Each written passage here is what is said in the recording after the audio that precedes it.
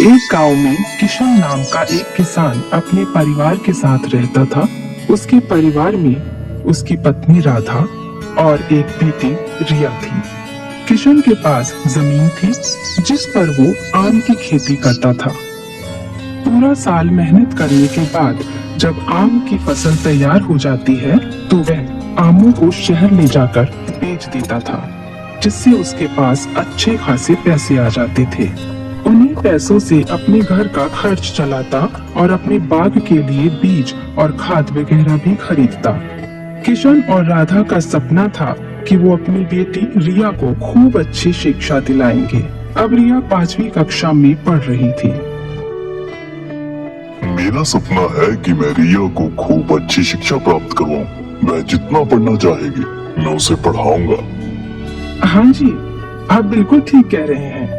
हमारी एक ही तो बेटी है, हम इसे पढ़ा लिखा कर बहुत अच्छा कामयाब इंसान बनाएंगे। इस तरह वह दोनों हमेशा रिया के भविष्य के बारे में सोचते रहते हैं। इस बार किशन के बागों में बहुत से आम लगने की उम्मीद थी।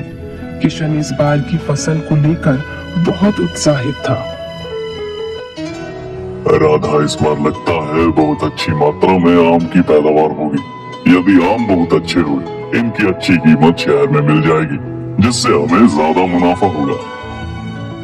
इस बार यदि ज्यादा पैसे मिले तो मैं उनमें से कुछ पैसे रिया की पढ़ाई के लिए जोड़ कर रखूंगा, क्योंकि हमें स्कूल के बाद आगे पढ़ने के लिए शहर भी तो भेजना होगा। आप बिल्कुल ठीक कह रहे हैं। हम लोग अभी से पैसा जोड़ना शुरू करेंगे, तभी तो हम अपनी रकम जोड़ पाएंगे, ताकि हमारी बेटी शहर में आराम से पढ़ाई कर सके। किशन अपने बागों में आम आने का इंतजार कर रहा था और आम पककर तैयार होने ही वाले थे। एक दिन किशन अपने बागों में फलों का मुआयना कर रहा था कि तभी उसकी नजर फलों पर लगे कीड़ों पर गई। ये देखकर वो हैरान रह गया कि उसके बाग में आम पर कीड़े कैसे लग गए। वो मन ही मन सोचने लगा कि यदि मेरे फलों पर कीड़े लग गए तो बैठे बिठाए बहुत बड़ा नुकसान हो जाएगा। ये फल कैसे बिकेंगे, और यदि ये फल नहीं बिके तो मेरे पास पैसे कहाँ से आएंगे। इसी चिंता में किशन घर जाता है, अपनी पत्नी राधा से कहता है, राधा, इस बार मुझे बहुत बड़ा नुकसान हो गया। आज ही मैंने देखा कि कुछ फलों पर कीड़े लगे हुए हैं। यह देखकर मेरा तो मन ही बैठ गया। यदि मेरे बाग के आम खराब हो गए और उनमें कीड़े लग गए तो उन्हें भला कौन खरीदेगा। ये कैसे हो गया? आज तक तो हमारे बाग में बहुत अच्छे फल लगते थे, इस बार उन पर कीड़े कैसे लग गए? आपने तो बहुत ध्यान रखा और उन पेड़ों पर कितनी मेहनत की थी। मैं भी यही सोच रहा हूँ कि आखिर ऐसा कैसे हो गया, परंतु अब यह सोचने का वक्त नहीं है। कल जाकर मुझे सारे फलों में से अच्छे फल अलग करने होंगे, जिससे कि उनमें भी कीड़ा न लग जाए। आप चिंता मत कीजिए, भगवान सब ठीक करेंगे। अगले दिन किशन अपने बागों में जाकर जब आम तोड़ने लगता है तो वो देखता है कि लगभग सारे ही फल सड़ गए हैं। सभी फलों पर कीड़ा लग गया था। वो सर पकड़कर वहीं बैठ जाता है और सोचने लगता है कि अब वह क्या करेगा। ये फल तो बिकेंगे नहीं, उसके घर का खर्च कैसे चलेगा। काफी देर बागों में चिंतित बैठने के बाद शाम को किशन उठकर घर की ओर जाता है। राधा, इस बार तो हमारे सारे ही फल खराब हो गए। हमारे बाग में कुछ भी नहीं बचा। मुझे तो समझ नहीं आ रहा कि आखिर हमारे घर का खर्चा कैसे चलेगा, और फिर मेरी बेटी की पढ़ाई। राधा किशन को दिलासा देती है कि वो भगवान पर भरोसा रखे। यदि एक नुकसान हो गया तो कोई बात नहीं, कोई दूसरा रास्ता निकल आएगा। घर का खर्चा चलाने के लिए राधा गांव के जमींदार के घर खाना बनाने का काम शुरू कर देती है, जिससे कि कुछ पैसे मिल सके और उनके घर का खाना भी चल सके। पैसे की कमी के कारण रिया का स्कूल भी बंद हो जाता है और किशन ये सब देख देख कर हमेशा उदास रहने लगता है। जमींदार के घर पर उसकी बीवी और एक 5 साल का बेटा था। राधा सुबह ही उनके घर चली जाती और रसोई का पूरा काम संभालती। जमींदार के घर साफ सफाई करने के लिए एक नौकरानी पहले से ही काम कर रही थी।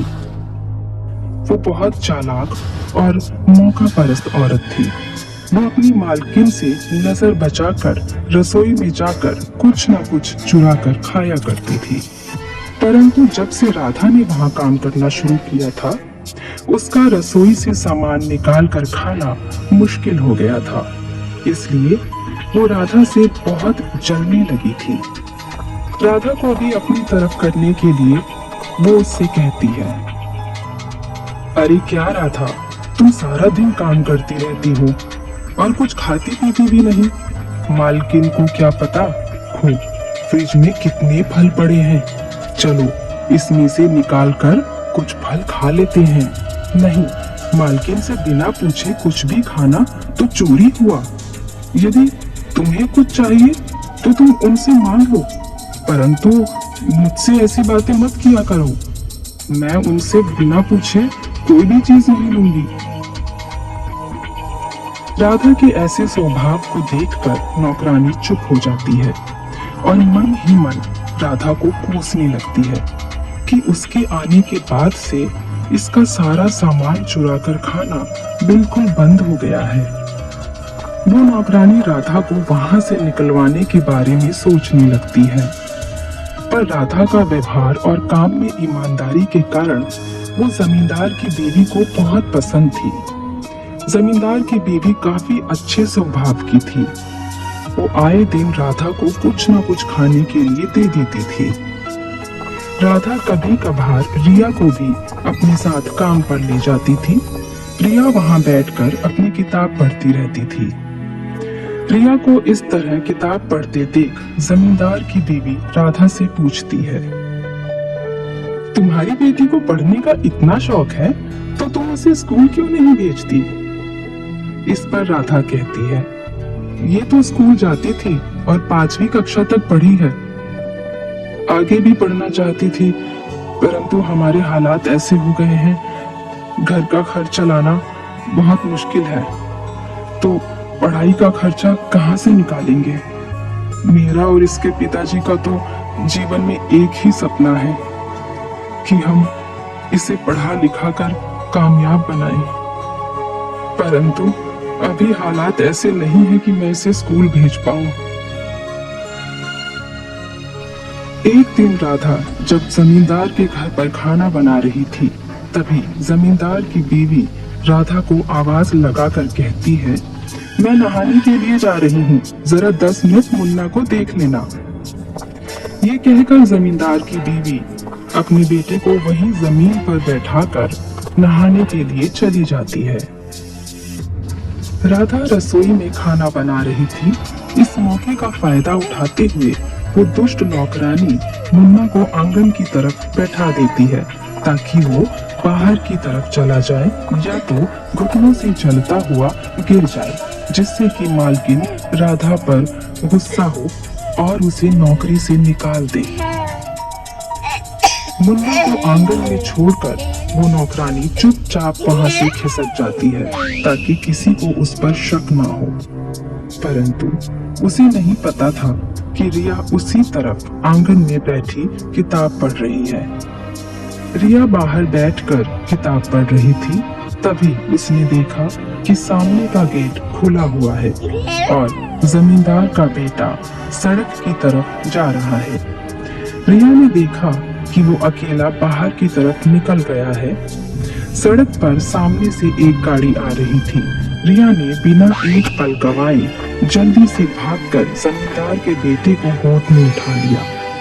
बच्चा घबराकर जोर जोर से रोने लगा। उसकी रोने की आवाज सुनकर उसकी माँ और राधा दौड़कर बाहर आई। अरे अरे क्या हुआ? मुन्ना इतना रो क्यों रहा है? मुन्ना अकेला गेट से बाहर सड़क की तरफ जा रहा था। ये तो अच्छा हुआ कि मैंने उसे देख लिया। सामने से एक बड़ी गाड़ी आ रही थी। मैंने भागकर इसे गोद में उठा लिया। यदि मैं एक पल की भी देरी कर देती तो अनर्थ हो जाता। जमींदार की बीवी घबराकर, क्या मुन्ना अकेला बाहर की तरफ जा रहा था? ये गेट किसने खुला छोड़ दिया? मैं तो नहाने गई थी, परंतु मुझे नहीं पता था कि ये बाहर की तरफ चला जाएगा। ये तो बहुत अच्छा हुआ कि तुम समय पर आ गई, वरना आज न जाने क्या हो जाता। जमींदार की बीवी राधा और रिया का बहुत शुक्रिया अदा करती है। ये सब नजारा वो नौकरानी छुप कर देख रही थी और अपने प्लान को फेल होता देख मन ही मन दुखी होने लगी। वो मन ही मन सोचने लगी, ये चाल तो उस पर उल्टी पड़ गई है। मालकिन ने उसे आंगन की सफाई करने को कहा था, वो तो पक्का यही सोचेंगी कि मैंने ही गेट खुला छोड़ दिया। मालकिन राधा से कहती है, आज रिया ने मेरे बेटे की जान बचाकर मुझ पर बहुत बड़ा एहसान किया है। मैं इस एहसान का बदला तो नहीं चुका सकती, परंतु तुम जो भी चाहो मुझसे मांग सकती हो। मैं इनाम के रूप में कुछ देना चाहती हूँ। नहीं नहीं, आप ऐसा क्यों कर रही हैं? ये तो हमारा फर्ज था, हम इसके बदले में आपसे कुछ नहीं ले सकते। देखो, तुमने मुझ पर जो एहसान किया है, मैं उसकी कीमत नहीं लगा रही, परंतु मैं दिल से चाहती हूँ कि मैं तुम लोगों के लिए कुछ करूँ। तुमने बताया था ना कि तुम चाहती हो कि तुम्हारी बेटी आगे खूब पढ़े, परंतु पैसे की कमी के कारण वो स्कूल नहीं जा पा रही। कल से ही तुम रिया को वापस स्कूल भेजना शुरू कर दो। इसकी पढ़ाई का सारा खर्चा आज से मैं दूंगी, और केवल स्कूल तक ही नहीं, इसे जितना भी पढ़ना होगा और जब तक भी पढ़ना होगा तब तक इसकी पढ़ाई का जितना भी खर्चा आएगा वो सब मैं उठाऊंगी। ये सुनकर राधा बहुत खुश हो जाती है और जमींदार की बीवी से कहती है, यदि आप इसकी पढ़ाई की जिम्मेदारी उठा लेती हैं, तो ये हम सब पर बहुत बड़ा एहसान होगा। मैं आपका ये एहसान कभी नहीं भूलूंगी। एहसान कैसा? जो रिया ने मेरे बेटे की जान बचाकर किया है, उसके सामने तो ये कुछ भी नहीं। अब तुम चिंता छोड़ो और इसे स्कूल भेजने की तैयारी करो। उस दुष्ट नौकरानी का पासा तो उल्टा ही पड़ जाता है। वो राधा को नौकरी से निकलवाने की चाल चल रही थी, परंतु यहाँ तो सब उल्टा ही हो गया। अब तो राधा मालकिन की नजर में और भी अच्छी हो गई और उसकी नौकरी तो पक्की हो गई। दूसरी तरफ राधा और रिया खुशी खुशी घर वापस आते हैं और किशन को सारी बात बताते हैं। देखा, मैं ना कहा करती थी कि भगवान सब ठीक करेंगे, उन्होंने ही ये रास्ता खोला। अब हमें रिया की पढ़ाई की चिंता करने की कोई जरूरत नहीं है। केवल स्कूल ही नहीं, आगे तक की पढ़ाई का खर्चा भी जमींदार की बीवी उठाने को तैयार है। वो बहुत खुशी खुशी इसकी पढ़ाई की जिम्मेदारी लेने को तैयार हैं। सच कह रही हो, यह तो बहुत खुशी की बात है।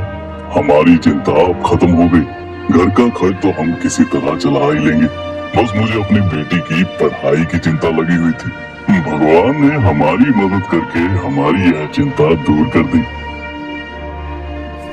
इसके बाद से रिया स्कूल जाना शुरू कर देती है और खूब मन लगाकर पढ़ती है। इंसान जब भी दूसरे इंसान की मदद करता है और बिना किसी लालच से करता है, तो भगवान बदले में उसकी मदद जरूर करते हैं। नेकी कभी खाली नहीं जाती। और यदि हम किसी का बुरा करने का विचार मन में रखते हैं, तो खुद ही मुसीबत में फंस जाते हैं। ऐसी कहानी सुनने के लिए हमारा चैनल सब्सक्राइब करें, लाइक करें, शेयर करना न भूलें।